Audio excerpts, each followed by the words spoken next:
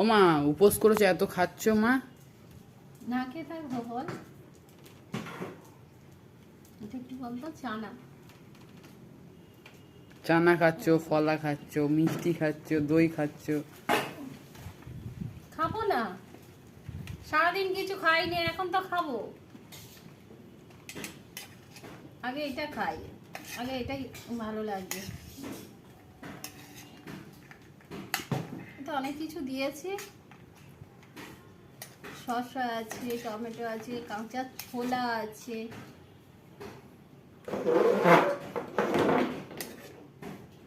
কার কার এমন করে খেতে ভালো লাগে কমেন্টে জানাবে।